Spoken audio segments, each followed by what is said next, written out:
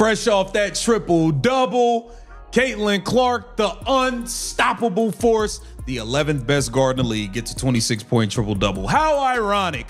Alex Sarama, head coach of the Portland Fire, and Bridget Carlton of the Portland Fire took to the podium to address the difficulties and the issues they had with Caitlin Clark and the Indiana Fever, man.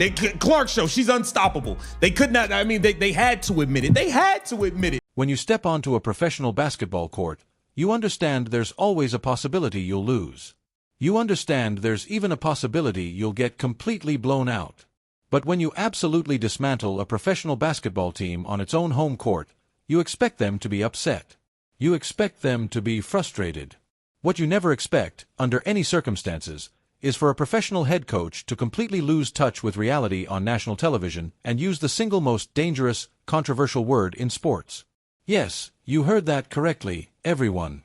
If you believed the Indiana Fever's overwhelming 112-89 demolition of the Portland Fire was simply another regular season win, then you missed the biggest, most chaotic, and most embarrassing meltdown of the entire WNBA season. Sit back, grab your favorite snacks, and hit that subscribe button right now because we need to break down the unbelievable viral moment when Portland head coach Alex Sarama accused Caitlin Clark of cheating the game of basketball. Even more unbelievable, we need to talk about what happened exactly 20 minutes later, when his own star player, Bridget Carlton, took the microphone and forced her own coach and the entire franchise into a humiliating public surrender. You won't believe how this night came to an end. Let's dive into it. Let's set the stage and examine the facts. Because the level of complete dominance we witnessed last night from number 22 was genuinely frightening. Caitlin Clark stepped onto the court in Portland, looked out at the crowd, and decided to deliver a basketball masterclass worthy of the Hall of Fame. Portland entered this game believing they had the solution. They spent the entire week studying film. They created double-team schemes. They prepared trapping defenses, and they attempted to stick their most physical defenders to Caitlin from the instant she crossed half-court. But you simply cannot prepare for a player who was performing as if she were operating inside the Matrix. All the free throws they got, I thought Nards was in great position a lot of the time. She had obviously a tough assignment on Caitlin Clark, but I thought she did a really good job. So Whoa. Don't try to blame the free throws. Although I know you're not trying to blame the free throws. Y'all was actually fouling. There was a bunch of plays where they didn't actually call a foul until like the third or fourth time she was fouled on the same possession. How about the end of the first quarter, that what should have been a 4-point play? She got fouled on a 3-pointer and made it. They didn't even call it. Like, let's be real here. Y'all was fouling the shit out of Caitlin Clark, bro. Like, let's be real. Pardon my language. So it's tough. I mean, at times I did feel it was a better second half. I mean, it's tough with all the free throws they got. I thought Nards was in great position a lot of the time. She had obviously a tough assignment on Caitlin Clark, but I thought she did a really good job. So it's tough. I mean, a 34-18 disparity at the free throw line, that's also very hard to compete with. Caitlin was delivering no-look, behind-the-back passes that seemed to break the laws of physics. She was slicing the ball through 3 defenders, locating wide-open teammates beneath the basket before the defense even understood what was unfolding. And when she wasn't piling up assists, she was rising up for 3-pointers from what felt like the arena parking lot. I'm talking about the kind of shots that make opposing coaches want to rip their hair out. By the end of the third quarter, the stat line already looked like something straight out of a video game set on rookie mode. 26 points, 11 rebounds, 11 assists, a flawless, effortless, soul-crushing triple-double. The Portland Fire players appeared to be moving through quicksand. They were drained. They were overwhelmed, and the 112-89 score on the board served as a brutal reality check. But rather than giving credit to a generational talent, instead of acknowledging they had simply been beaten by the best player on the planet, the Portland sideline completely unraveled in the worst possible way. This was the moment everything shifted from a basketball game into a complete circus. Cameras captured head coach Alex Sarama pacing up and down the sideline, and everyone, she was absolutely coming apart. Her face was bright red. She had completely stopped paying attention to her own team's offensive sets. Instead, she spent virtually every possession shouting at the referees. But she wasn't complaining about routine foul calls. She wasn't merely asking for a moving screen whistle. Audio picked up from the front row of the arena revealed something truly shocking. Coach Sarama was loudly and repeatedly accusing Caitlin Clark of cheating the system. She kept yelling that Caitlin's trademark, unstoppable step-back three-pointer was actually an illegal travel. Every time Caitlin knocked down another deep shot, Sarama was out on the floor throwing her arms around and shouting at the officials that she was taking too many steps. She also insisted the screens being set by the Fever's bigs were illegal and claimed the officials had rigged everything to protect the WNBA's golden child. At one point during the fourth quarter, Coach Sarama literally turned away from the action, stared directly at the official scorer's table in complete disbelief, and began pointing fingers. It was nothing but pure, unfiltered panic. Seen them do till today, and this is obviously something they practiced. So what they did was, whoever is on the inbounder is standing in front of Caitlin, they're standing here as well. So they are at full court on Caitlin Clark. They're not letting this inbound. And one thing that I really like Caitlin was doing is they also kind of denied the run into Aaliyah Boston. Is that whenever Caitlin got stuck, especially up a score, Caitlin darted to here and got the ball thrown to her out of bounds. And then the other guard just came across here and just took the ball. Like, that is something that I have not seen the Fever run, and they obviously went into their game plan with that. But they kind of did that the whole game. Like, for 40 minutes, there was non-stop. There wasn't as much full court trapping as I expected from Portland. I expected to see a bit more full court trapping, but like, you're kind of worried with Caitlin Clark in a full court trap because like what they don't do in their traps normally. Like, a lot of the time with a trap, you're trying to get them over here or over here, just so that you can use this as an extra defender, and it doesn't let you go backwards.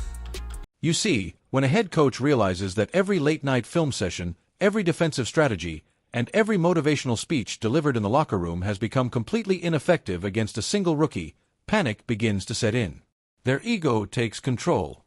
Coach Sarama simply could not accept that her carefully crafted defensive game plan was being ripped apart with such ease. So, her mind reached for the only explanation that could protect her pride. She must be cheating. The referees must be helping her. A talent at this level simply cannot be real. But buddy, the real drama, the true mic drop moment that is taking over the entire internet right now, didn't happen on the basketball court. It unfolded deep inside the arena tunnels during the post-game press conference. Coach Sarama entered the media room looking like she was preparing for battle. She took her seat at the podium, adjusted the microphone, and appeared completely ready to continue her embarrassing rant. She was prepared to complain about the officiating, criticize the rulebook, and come up with every possible excuse for why her team surrendered 112 points. Then Bridget Carlton sat down beside her. Now, you have to remember who Bridget Carlton is. She is a tough, proud competitor. She is the defensive anchor who spent the entire night chasing Caitlin Clark around the perimeter. She is the player whose ankles were tested, whose lungs were burning, and whose pride was put on the line in front of a national television audience for 40 straight minutes. A reporter sitting in the front row asked Coach Sarama a question about the team's defensive collapse. And just as Sarama opened her mouth, ready to repeat those accusations of cheating and blame the referees in front of the media, Bridget Carlton had finally had enough. In a moment of complete, unfiltered honesty that stunned every journalist in the room, Carlton leaned over, took the microphone directly from in front of her coach, released a long, exhausted sigh, and delivered the ultimate reality check. So I think it's, schematically, like, I wouldn't say it was things like hits from Indiana that were causing us problems. I think some of them, like, were transition. A lot of them were when we were just dominoes, drive and kick, like, making poor passes, poor pass quality to teammates. So I think it's really just how we, it's always an interesting one, Sean, because I hate halftime. I feel like it's very generic feedback to talk about things like turnovers when there's not a root cause to them. But literally that's what it was at the half in terms of we have to do a better job individually controlling these. There isn't one central theme to them, so let's be really mindful coming out, and we just got to keep addressing it with film and good practice design, and that's it. Questions? Any more? Coach, we had a tough game for Megan and Frida in the paint. Both of them are pretty good under the basket and three-point shooters. What was it about their scheme that was really limiting to those two players? Yeah, I think we shot the ball from three really well as a team, like 45%, and it's, we haven't had Meg's been great consistently for us for a stretch of game, a really long time. So it's happens long season, so many games. I didn't really feel like it was anything special that we saw from Indiana that might have slowed them down, especially with how we space and all of that. And I also think there were just more opportunities for others tonight in terms of how we play with the target hunting, and I think our guards and our wings were just able to be in better positions to get great shots early on. They're weaking in their pick and roll covers, but Carla was able to get downhill a lot. So the pick and pops that we usually get, we just didn't get in that volume because we were going to other things. And over the past week, a lot of the attention is how does the team move on from Sarah Ashley Parker's injury, and Nadia and Carly are two of the prime people that you're probably looking at. Nadia's probably just had her best games in Bridget looked straight into the cameras and said, "Stop. Just stop. It wasn't the refs tonight. It wasn't illegal screens. She's just that good. You can't stop her. We threw our entire playbook at her. We tried everything humanly possible, and she's simply unstoppable." Guys, the silence inside that media room was absolutely deafening. You could have heard a pin drop. You could literally watch Coach Alex Sarama's soul leave her body right there on live television. A head coach's bitter delusion was completely torn apart by her own star player. Bridget Carlton refused to play the victim. She refused to mislead the fans. She looked at the stat sheet, looked into the cameras, and acknowledged what the rest of the league is absolutely terrified to say out loud right now. Caitlin Clark has completely broken the WNBA. She is a cheat code, yes, but she isn't cheating. She's simply playing at a level of basketball brilliance that opposing coaches just cannot understand. So, they call it unfair. Bit of an off game against the Liberty, but she still was great in the fourth. Connecticut. Mazian does everything. Mazian bear hugs her. Seattle did everything to get the ball out of her hands. So important. Team's averaging 110 points per game. It's now at the stage where you might have to Maravich her. You might have to just say, we're gonna dare, Caitlin, you're gonna drop 45. You're gonna have to drop 45 on us. We are going to jam screens. We're gonna make you drop 40. This is Iowa Caitlin all over again. Where teams are now like, well, we have to either make Caitlin a scorer or make her a passer. And the pros now in this team are too good to lose in a 4-on-3 situation. You might have to just admit defeat and let Caitlin, just admit, okay, Caitlin, if she beats us, she beats us.